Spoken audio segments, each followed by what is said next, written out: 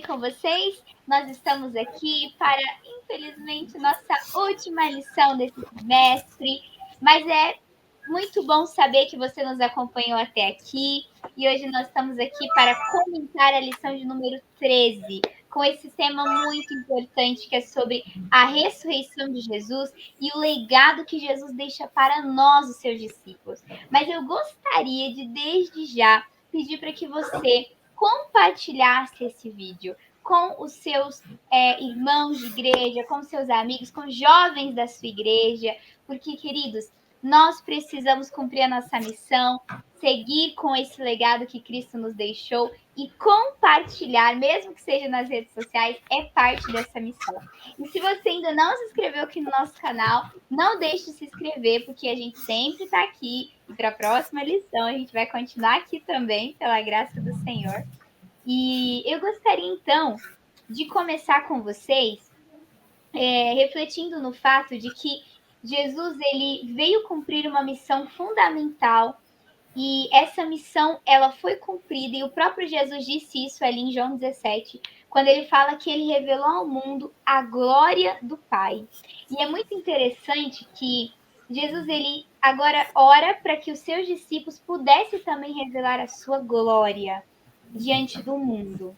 E pensando nisso, eu gostaria de perguntar para você de casa e para vocês aqui, né, Elisa, que está aqui com a gente.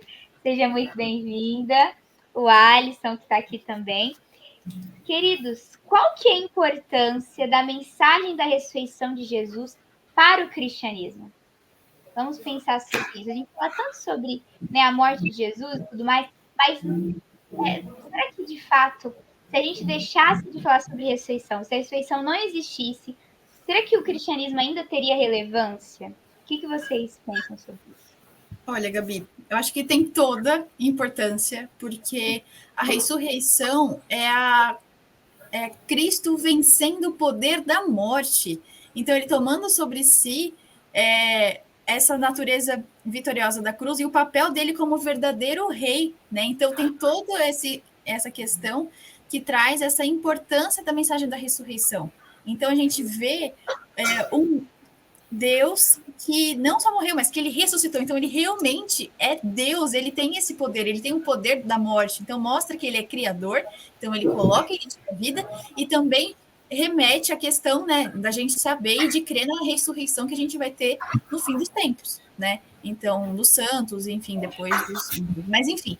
Então, a ressurreição ela é extremamente importante para a gente hoje como esperança. Porque se, como a gente falou aqui, né? Se porventura algum ente nosso querido faleceu, mas era fervoroso na fé e tudo mais, também está relacionado à nossa esperança, né? Então, engloba muitas coisas dentro de um ponto que é tão importante.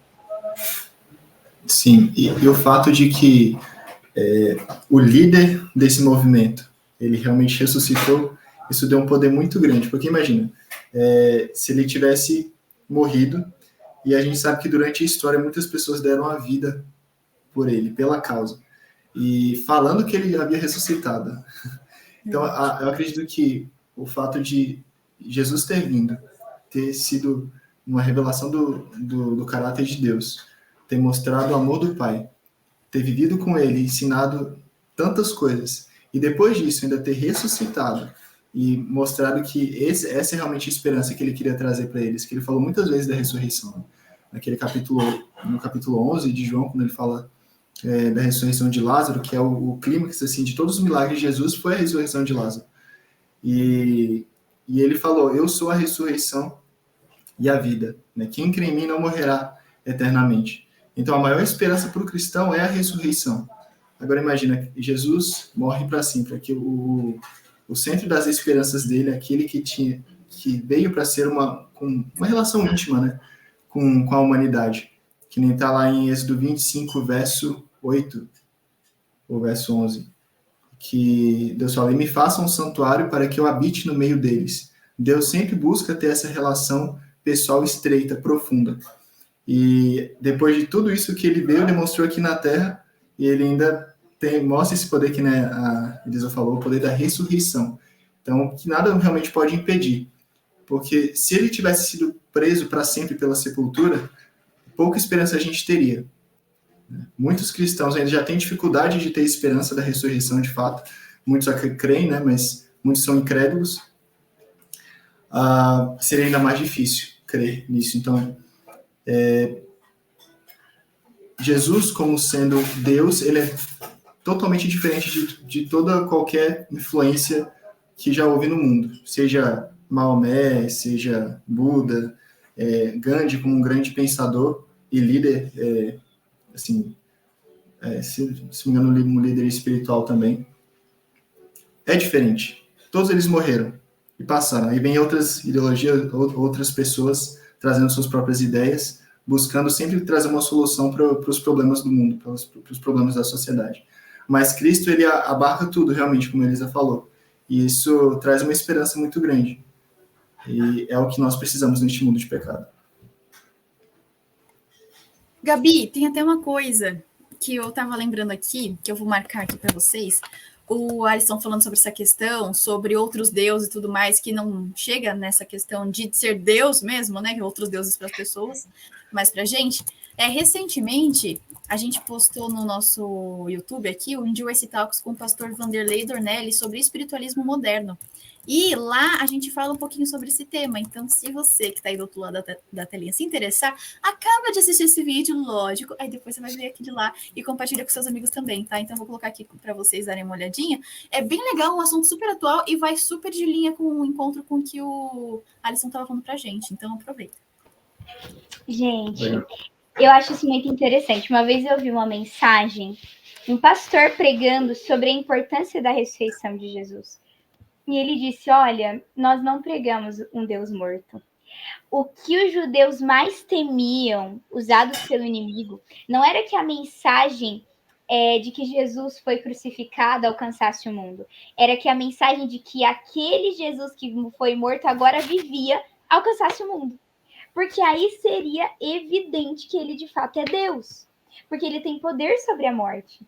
Quando a gente olha para todas essas outras figuras que são honradas, né? A gente vê que são pessoas que morreram, né? Por exemplo, esses pensadores gregos e tudo mais, Aristóteles, Platão e tantos outros, morreram, não existem mais.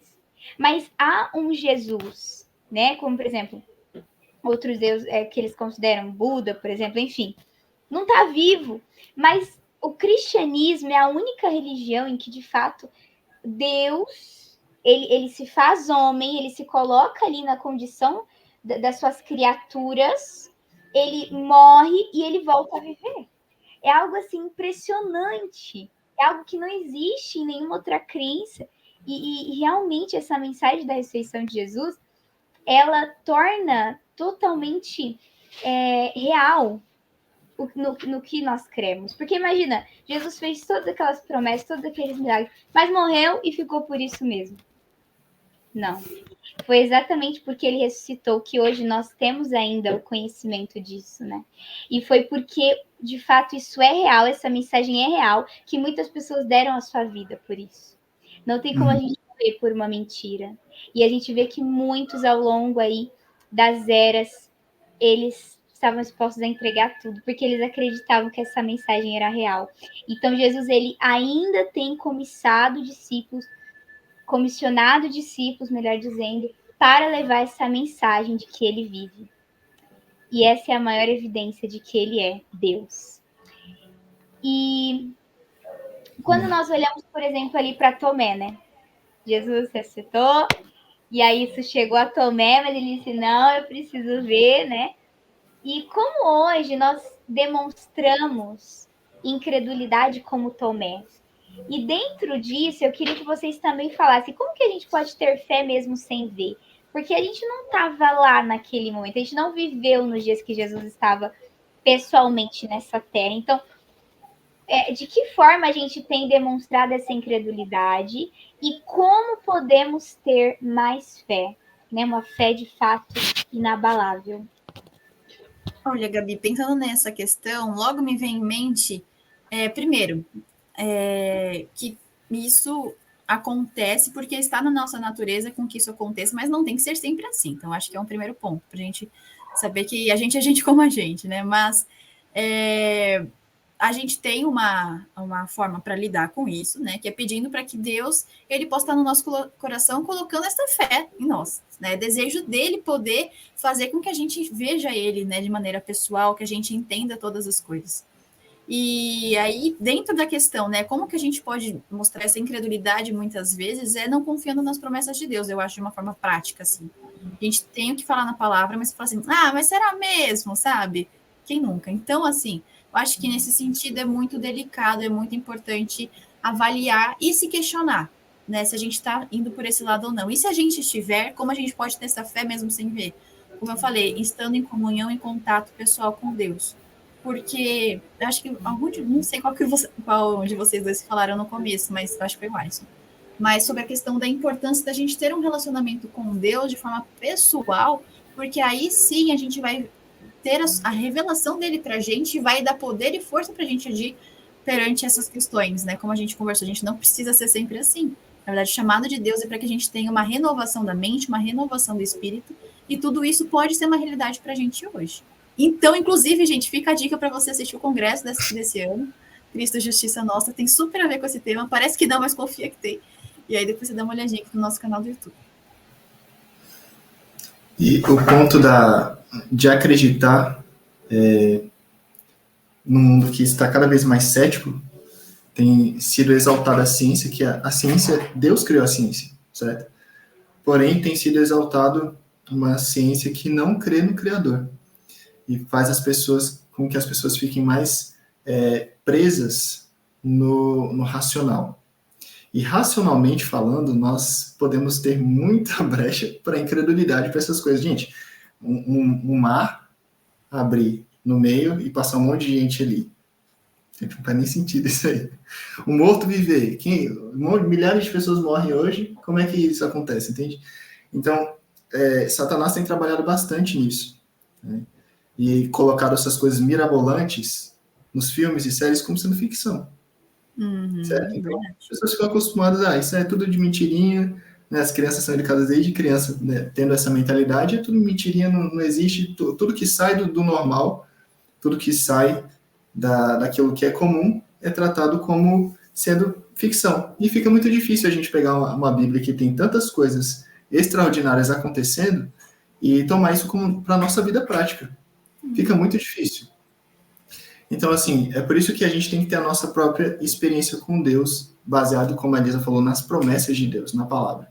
Então, de experiências o mundo também está cheio, né? Tem um lado que também é cético, tem um lado que também é crédulo. Até demais, isso pode ser um problema, e Satanás usa dos dois pontos, das duas vertentes.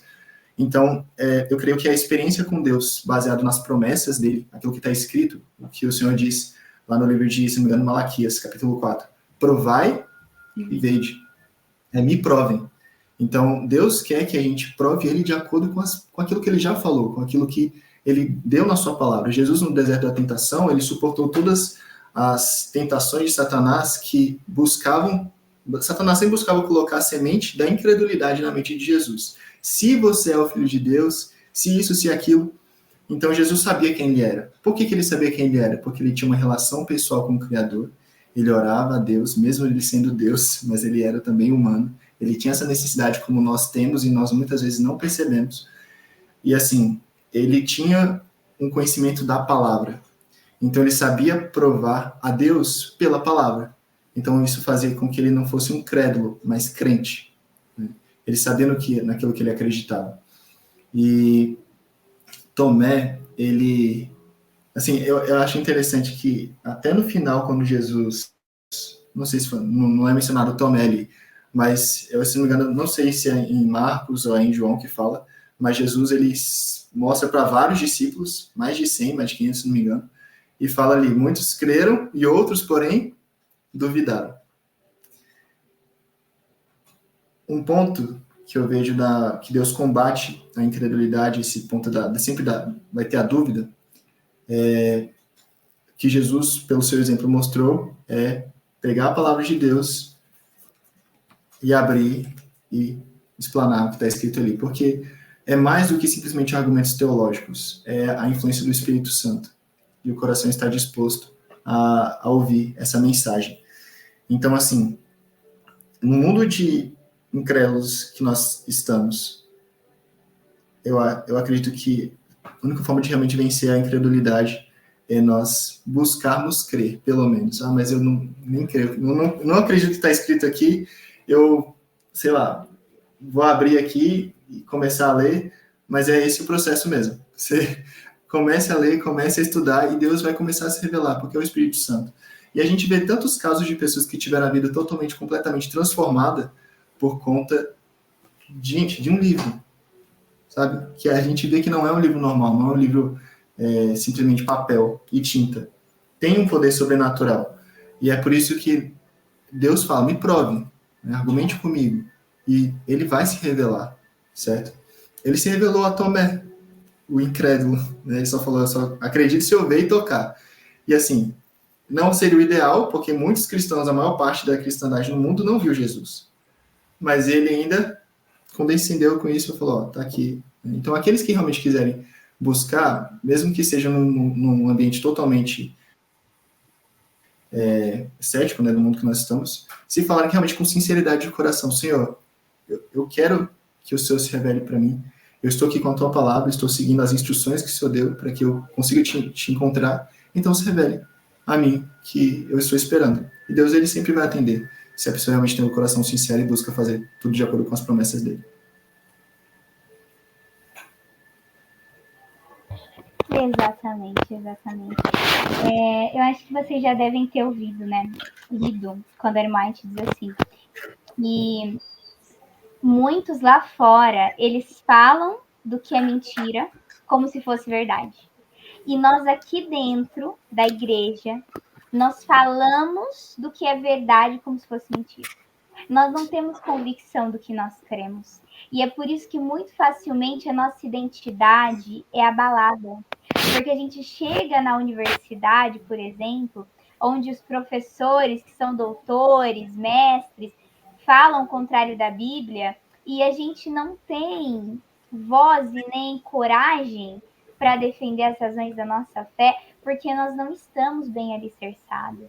Nós, a semelhança de Tomé, nós queremos ver manifestações sobrenaturais sem pensar que a revelação que Deus precisava dar, ele já deu por meio da Bíblia. Tudo que ele fez, de fato, não pode ser explicado. Mas quanto mais eu fico acariciando a dúvida, mais incrédulo eu serei. Enquanto que se eu, de fato, buscar estudar, como a Bíblia diz, a fé vem pelo ouvir, a minha fé vai aumentar. E quanto mais eu confiar, mais fé eu vou ter.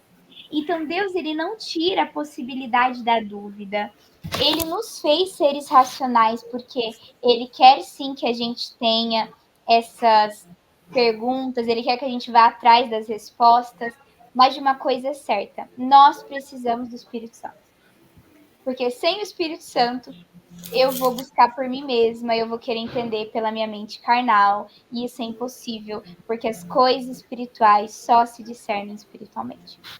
Então, uma das dicas para que a sua fé seja fortalecida, além de examinar a palavra de Deus, a Bíblia, é também buscar estudar mais o espírito de profecia. Então, vamos aproveitar o momento e vamos lá para o Dica de YC.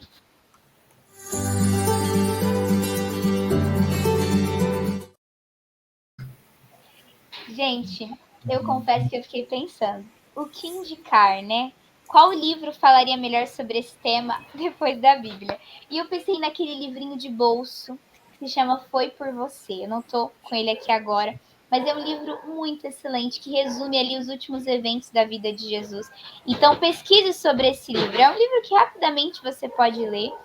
E se você quiser se aprofundar mais, vá para o livro Desejado de Todas as Nações. A gente sempre indica livros aqui, pregações, enfim. Porque isso é o que vai fortalecer a sua fé. Você não vai ser fortalecido com a fé do outro. Não é o azeite do outro que vai te salvar, não é a experiência do outro. Busque conhecer você, por você mesmo, melhor dizendo, quem é Deus. Qual é o plano dele para a sua vida? Busque conhecer esse Deus de forma pessoal. Saiba que aquele Jesus que nós tanto pregamos não é um Jesus morto, é um Jesus que vive. E é um Jesus que hoje está no santuário celestial intercedendo por mim e por você. Porque tudo isso foi por você. Queridos, a tocha do Evangelho está em nossas mãos. Como podemos hoje cumprir a missão? E aí? Olha, eu particularmente gosto muito desse tema, porque a gente sai do banco de espectador e vai meio que tomar ação agora sobre as coisas, né? Não que antes fosse só espectador, né? Lógico, a gente vai ter um momento com Deus e tudo mais. Mas a gente tira de falar assim, deixa para as outras pessoas, e a gente toma para a gente essa responsabilidade. Eu acho que ela é importante para a gente acordar e para a vida, assim, no sentido de Deus me chamou para isso também. Ele não só falou assim que para outras pessoas, para os discípulos, mas ele me chama hoje em pleno 2024, fim do ano de 2024, indo para 2025, entende? Ele chama cada um de nós hoje para isso. E o legado que a gente recebeu, ele foi muito importante. O legado que a gente recebeu de Cristo, por meio dos pioneiros, da Bíblia, todas essas coisas, é o nosso legado. Inclusive, se você ainda não teve a oportunidade de ver, veja as 2 temporadas que a gente teve do nosso legado aqui no nosso canal do YouTube. Tem do ano passado e tem o desse ano também. O desse ano foi sobre 180 anos de esperança. E é sobre isso que a gente tem que falar, sobre a esperança que a gente tem do quê? Da volta de Jesus. Então, como que a gente pode fazer isso de cumprir a missão? Assim, eu acho que de uma forma simples, vivendo uma vida coerente. Porque sendo coerente na nossa forma de agir, as pessoas vão ver a nossa vida sendo diferente. Como eu sempre gosto de falar, a Gabi já deve ter ouvido várias vezes, o Alisson também, você também na sua casa, você já acompanha a gente. Se não, fica a dica para você assistir toda a nossa série de vídeos e você relembrar isso que eu já vou falar agora. Eu acredito muito que quando a gente está conectado com Deus, é como se a gente se banhasse de um perfume especial. E aí, quando a gente passa na rua, as pessoas, elas sentem esse aroma, que não é nosso, mas é de Deus, é o Espírito Santo atuando na nossa vida. Então, eu acredito muito nessa questão, acho muito especial também, porque o legado, tudo isso que a gente pode fazer tá em ter uma vida coerente. Mas como que eu sou coerente? Eu sou coerente se eu vivo uma vida coerente, que é o quê? Tendo meu momento com Deus, tendo meu devocional, vivendo, né, em obediência ao que ele me pede por amor, né? Que isso também tem a ver com o tema do congresso desse ano. Então, a partir disso, eu vivo uma vida coerente e, assim, para mim é uma frase que eu tenho na minha vida, assim, que eu achei que era só para ser marqueteira, não, mas eu descobri que é na minha vida mesmo. Que coisa boa deve ser compartilhada. Então, uma vez que você tem acesso a essa mensagem, cara, você tem que falar para todo mundo. Então, é uma coisa que não dá para explicar. Sabe quando você come? Vamos pegar um exemplo, eu peço perdão, tá? Para os naturebas de plantão, mas vamos pegar um exemplo que todo mundo já passou uma vez na vida, tá bom? Sabe aquele bolo delicioso que você já comeu? Falou assim, gente, as pessoas precisam provar esse bolo delicioso, entende? Você não se contenta e fala assim, gente, vocês precisam provar isso, né? Não que Deus seria um bolo, não é isso que eu quero dizer, mas enfim. Essa sensação especial, sabe? Que você tem de falar, não, as pessoas precisam saber disso. E eu acho que o requisito inicial para isso acontecer é você ter a verdadeira conversão na sua vida. É você falar assim, eu vou fazer tudo isso por causa daquele que me chamou quando eu menos merecia. E é isso que me move, é isso que me motiva hoje. Então, ter essa convicção de falar assim, não, eu sei que eu sou em Cristo, todas as coisas que ele já fez por mim, e ele continua fazendo, vai fazer. Eu quero estar fiel, eu quero ser firme e fiel porque ele me amou primeiro, em todas as coisas. E quando eu vejo isso, eu quero compartilhar isso para as pessoas. Né? Então, analogia do bolo, gente, peço perdão, tá? Pode ser um bolo vegano, é gostoso também, já provei, muito bom. Mas é só pra gente entender, assim, a vibe, que nem tem um restaurante Taste and See na Travessa da Paulista. Conto para todo mundo que o restaurante é maravilhoso, é BBB, bom, bonito e barato. Então, entende? Brincadeiras à parte, eu acredito que a gente pode fazer isso hoje de uma forma leve, feliz e inspiradora para as pessoas que estão à nossa volta. Amém. A tocha do Evangelho está em nossas mãos. Aqueles que seguram seja uma vela ou um pedaço de madeira pegando fogo, vai sentir o calor, certo? E vai iluminar o caminho. E assim, o próximo passo. Né? aquele Salmo 119, acho que é 105, que Davi fala: lâmpada para os meus pés é a tua palavra e luz para os meus caminhos. A lâmpada, ela guia só até o próximo passo. E é isso que é a comunhão com Deus e o Espírito Santo.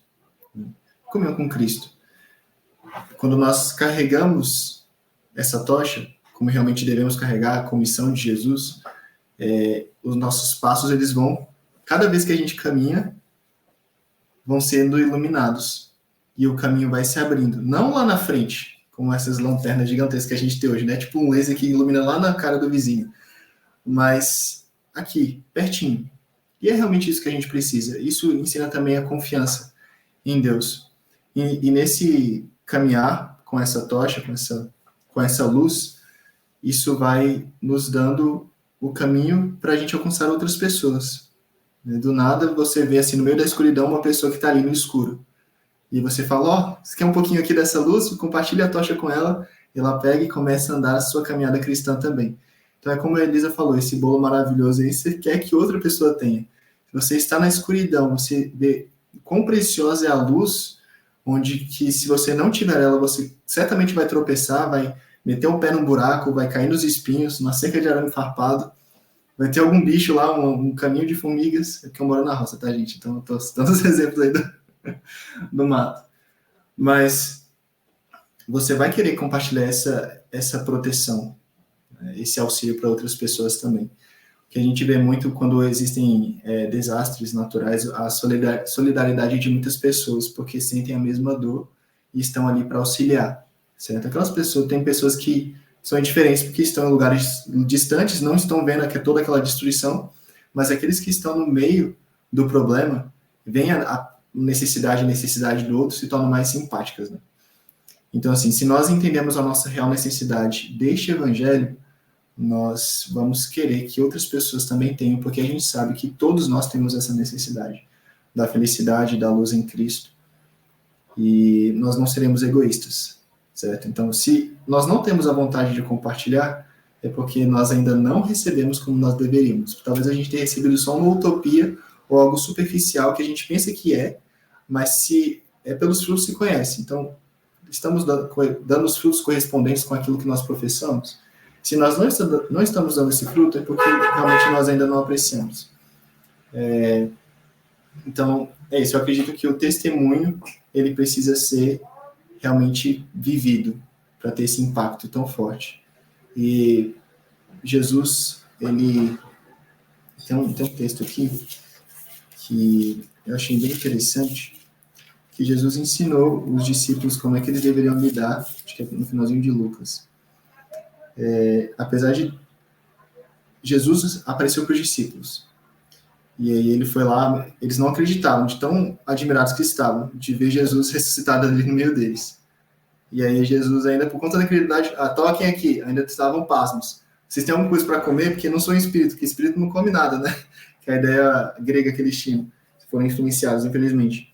Então Jesus buscou tirar isso, mas eu acho muito interessante que teve umas lições passadas que falam que no Lucas capítulo 24, a gente pulou um pouquinho de João, tá? Vamos para Lucas.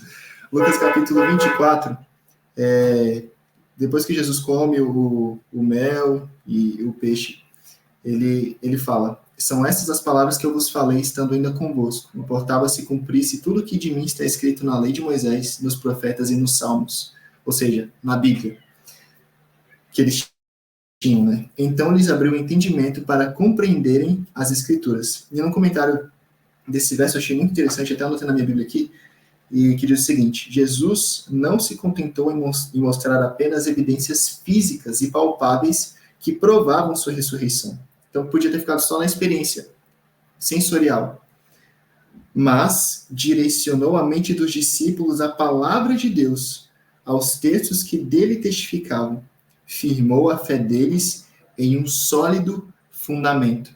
Então tem uma base, tem algo que eles podem pisar com firmeza, sabe? Uma das coisas mais terríveis que as pessoas falam do terremoto é porque o chão sai dos pés. E as pessoas ficam realmente atordoadas, ficam com muito medo. E Jesus colocou os discípulos num sólido fundamento, que eles poderiam crer. E aí, tendo essa base, eles podem levar isso avante porque eles estão firmados, certo? Então é isso que Jesus buscou inspirar os discípulos, mais do que as coisas sensoriais, que ele sabia que os cristãos não teriam ele por muito tempo no mundo. Então, o testemunho tem que estar atrelado ao conhecimento da palavra de Deus, ao viver a palavra de Deus e a respirar isso. E as outras pessoas vão sentir, sabe? Quando uma pessoa está muito ofegante perto de você, você meio que sente o bafo da pessoa, a respiração. É isso, sabe? O cristianismo é isso. Você está ali respirando mesmo o evangelho, respirando a Cristo, outras pessoas vão sentir esse bafo e vão querer também fazer esse exercício que você está fazendo. É isso aí, gente. Ótimas ilustrações do bolo, da tocha, da respiração. E é na prática, queridos. O Senhor te chama aonde você está para que você se levante. Jesus não te chamou para ser um mero espectador. Ele quer que você se levante, se posicione. Ele quer que você se coloque ao lado da verdade, custe o que custar. Porque mesmo que ninguém siga a verdade, ela continua sendo a verdade. Não deixe que o mundo molde os seus pensamentos e a sua visão, mas que a palavra de Deus seja a sua base. Porque a palavra de Deus é de fato a verdade, como Jesus disse em João 17:17. Santifica-os na verdade, a tua palavra é a verdade. O mundo não tem a verdade, é uma mera ilusão. Mas se você buscar o que Deus diz e de fato que está em sua palavra, no espírito de profecia, você vai realmente conhecer esse evangelho que transformará a sua vida e que também poderá transformar outros por meio do seu testemunho. Então, queridos, nós chegamos ao fim de mais uma lição, mas nós continuamos aprendendo as lições de Jesus e nós precisamos ir fundo, né? O que nós trazemos para vocês é apenas algo assim bem rápido e superficial, mas você precisa buscar, você precisa ir a fundo. Então, não deixe de acompanhar o Conde YC. E também leve essas mensagens para a sua igreja, porque o Senhor quer te usar na sua casa, no seu trabalho, na sua faculdade, na sua igreja local. Deus tem uma obra muito linda para fazer em nós e por meio de nós. Qual será a sua resposta? A Elisa, o Alisson e eu, nós decidimos cumprir essa missão. E nós te chamamos para fazer parte dessa missão, que faz a gente ser assim, feliz. Feliz com o nosso Jesus. Queridos, vamos então partir para a conclusão, na verdade, concluir, né, com uma oração, mas antes eu gostaria de agradecer a Elisa, o Alisson, gostaria de agradecer você aí de casa que ficou até o final. Não deixe de curtir esse vídeo, de colocar aqui nos comentários o que você aprendeu e também compartilhe, porque como a Elisa sempre fala e vale a pena repetir, o que é bom deve ser compartilhado. Então eu gostaria de, nesse momento, convidar você para orar comigo. Vamos juntos orar? Oremos. Querido Pai, Deus de amor, santo e exaltado é o teu nome, Senhor. Muito obrigada por essa oportunidade de aprender mais de ti. Que o Senhor continue abençoando a vida da Elisa, do Alisson, de cada um dos que fazem parte dessa equipe e também dos nossos amigos que estão nos assistindo do outro lado da telinha. O Senhor sabe quais são as suas dificuldades, barreiras, tentações, mas nós oramos para que os nossos jovens voltem a ter identidade, voltem a ter amor pela missão e que a tua glória, Pai, possa ser revelada por meio de Jesus em nossa vida. Como Jesus revelou o caráter do Senhor ao mundo, que Jesus em nós possa também ser conhecido. Aceita, Senhor, a nossa oração, em nome de Jesus. Amém. Amém. Deus abençoe vocês e até a próxima. Tchau, tchau. Tchau, pessoal. Tchau, tchau.